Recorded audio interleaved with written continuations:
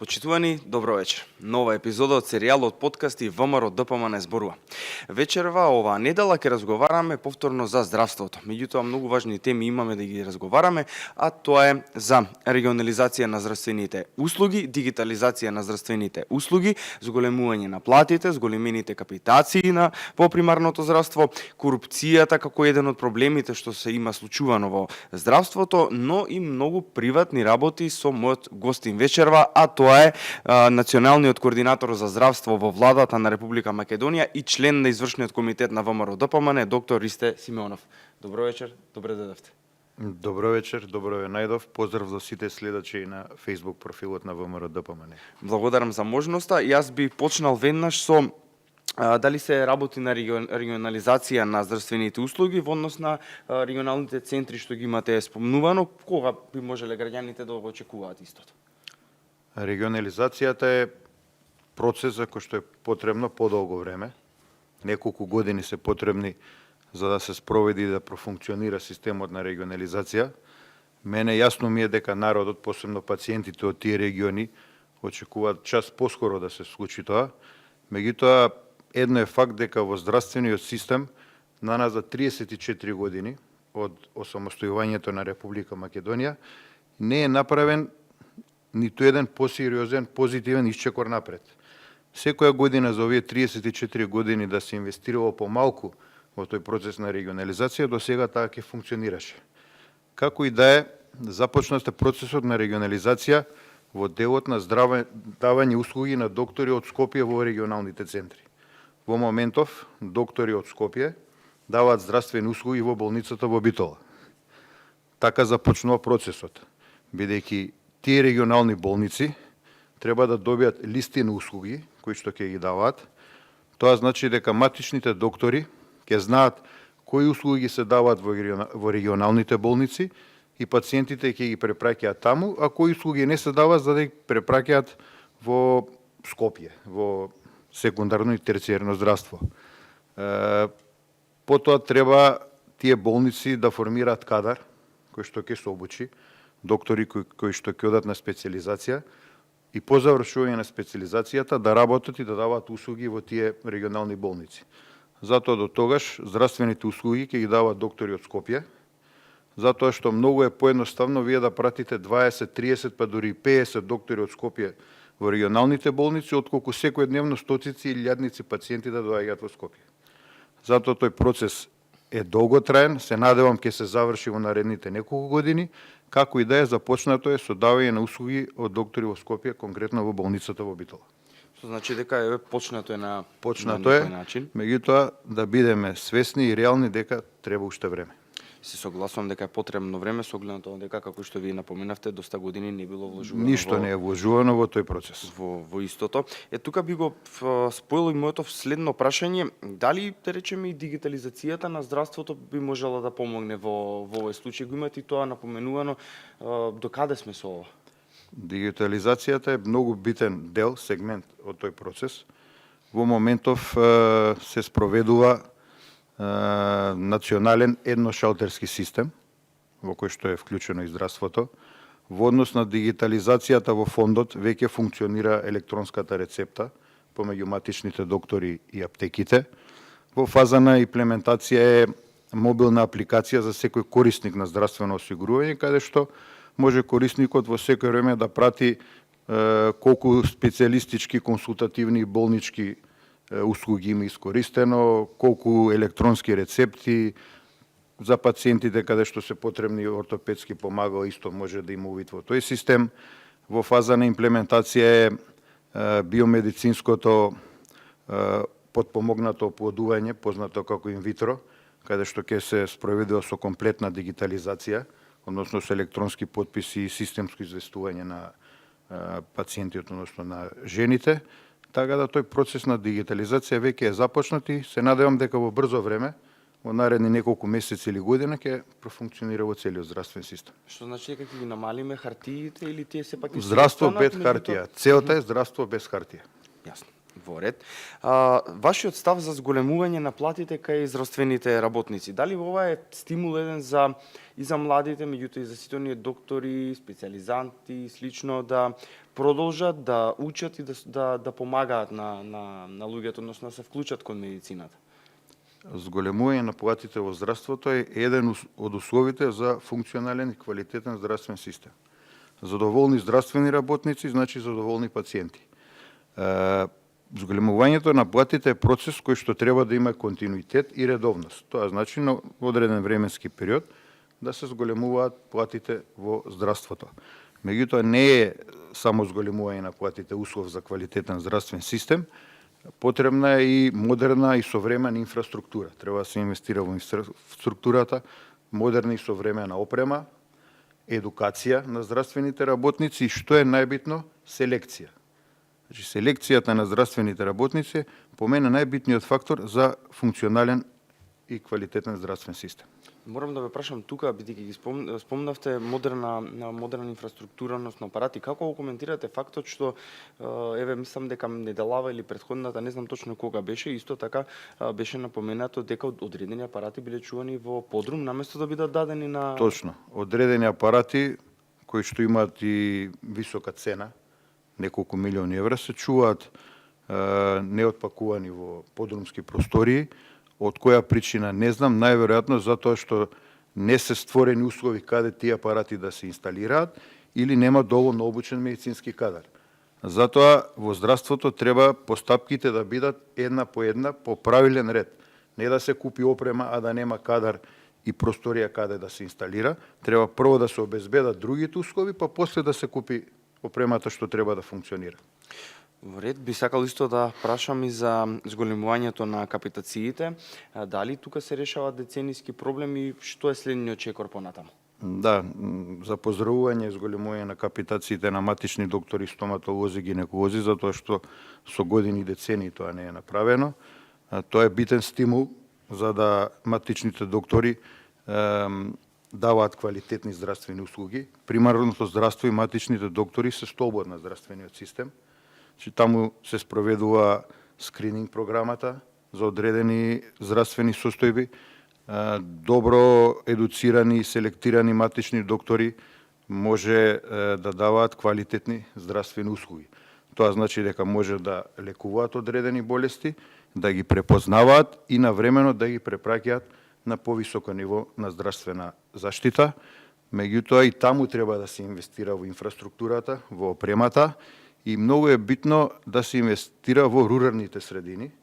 Таму треба на матичните доктори да им се обезбеди комплетна инфраструктура и опрема, концесија прифатлива, па дури и да им се даде двојна капитација, затоа што пациентите од руралните средини сега патуваат во блиските градови. А кога би функционирале амбулантите во тие рурални средини, нема потреба да патуваат подалеку од местото на живење. Дали и ова што го спомнавте сега последното влегува во на регионализација? Влезено е тоа и во програмата на ВМРО ДПМН. Знаете како, вие имате представа за здравствениот систем дека е нефункционален, меѓутоа се додека не влезете во системот, не добиете функција министер, директор на фонд, директор на здравствена установа, вие немате реалната слика. Кога ќе се соочите со реалните проблеми, тогаш ќе ви се дигне косата ако ја имате, или само ќе ги покренете рацете и ќе почнете едно по едно да ги сложувате коцките.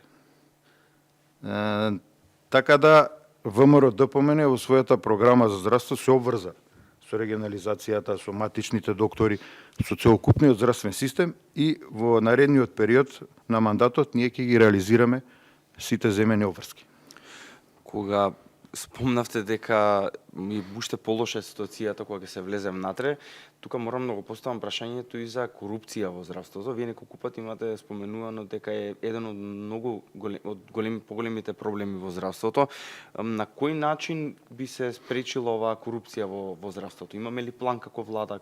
Најголемите проблеми во здравството се од корупција и отсутство на одговорност. Значи, корупцијата е еден проблем, отсутството на одговорност е друг проблем. Да се справиме со корупцијата, односно со одговорноста, во моментов ВМРО ДПМН има гарнитура во здравствениот систем која што е ниту корумпирана и која што сака здравствениот систем да го направи достапен за сите пациенти со брза и квалитетна здравствена услуга. А истражните органи се тие кои што треба да утврдат таа корупција и таа корупција треба да има одговорност. Се согласувам. Значи неефикасност, отсутство на одговорност и корупција се главните проблеми во здравствениот систем. Потполно се согласувам со вашиот став дека мора да има одговорност за секоја работа која што нормално секој има доказ за истата. Затоа што здравствово назад 34 години поминале низ здравствениот систем многу министри, дури имаме 2 генерации на министри кои што од исто семејство кои што биле во здравствениот систем и ние гледаме дека 34 години не е мрднато ниту чекор напред.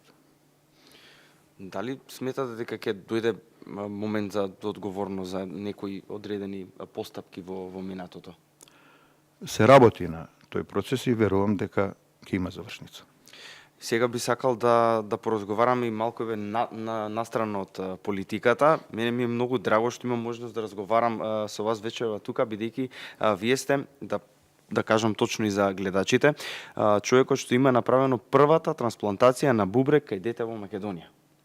Дали сметате дека овие потези, односно овој историски чин кој што го имате направено, е еден мотив за младите утре да се вклучат кон медицината, да се огледаат на доктори како вас, како да се помогне на младите да се вклучат во медицината, односно да нивните студии да ги продолжат во оваа наука? Да, процесот на трансплантација е пикот, врвот во здравствениот систем и нината на здравствениот систем. Трансплантација на бубрек во Македонија се прави децении наназад. Точно јас бев првиот што направи трансплантација на бубрек кај дете, меѓутоа еве денес конкретно на клиниката за дигестивна хирургија се прави трансплантација на црндроб од кадавер, што е голем успех во процесот на трансплантација. Не само за трансплантација, за било кој дел од едукацијата, потребно е вие да имате авторитет пред себе. Јас кога бев на едукација во Турција, во Анкара, имав човек авторитет пред мене, професор Мехмет Хаберов и професор Хамди Каракајали, кој што е пример не само за авторитет во делот на здравството, него и за авторитет во дел на животниот процес. Почитуван, воспитан, сака да пренесе знаење. Значи, најбитно е менторот ваш да го пренесе знаењето и утре да се гордее со својот ученик. Ние кај нас имаме ментори кои што пренесуваат знаење ограничено, за да утре имаме процес после мене потоп. Секојаш треба менторот да биде широк човек и да гледа во кандидатот пред себе некој кој што може да го достигне квалитетот на знаењето и да биде горд со него. Затоа во здравствениот систем прва селекција треба да биде медицинскиот факултет, каде што кандидатот понатаму за специализација конкурира со висок просек.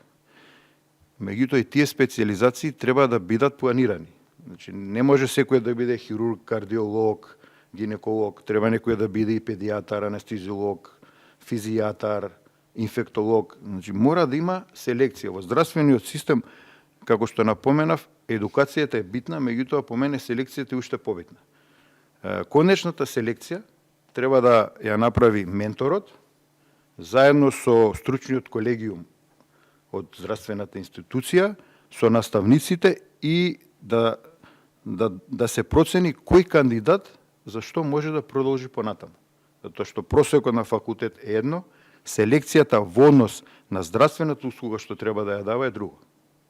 Дали сметате оваа селекција што напоменавте дека во иднина, нормално не за неколку месеци, би помогнала на македонското здравство да биде баш она како што треба, односно да немаме недостаток на кадар? Значи, тоа е клучниот момент на кој што треба да се работи многу сериозно. Значи, специализации по потреба, не по желба. Значи, потребата на здравствениот систем е дека во наредните неколку години треба да ги има овие специализации, а тие што, каде што имаме веќе кадар на специјалисти доволен, ќе бидат паузирани. Се додека не се формира систем, меѓу другото и тоа е проблемот во регионалните болници. Немаат соодветен кадар за услугите што може да ги даваат, баш заради тој неред што го имало до сега во однос на специјализациите. Како еве за крај за да го заокружиме ова наше вечерашно емитување на подкастот ВМРО ДПМН зборува, каде го гледате македонското здравство за 10 години од денес? Јас лично македонското здравство за 10 години од денес го гледам барем на една скала повисоко од ова што е сега. Ви благодарам. Благодарам на поканата. Почитувани гледачи, благодарам за вашето внимание. Вечерва разговаравме на многу сегменти од здравството. Се надевам дека го задржаме вашето внимание и повторно се гледаме во следната емисија на подкастот ВМРО ДПМН зборува.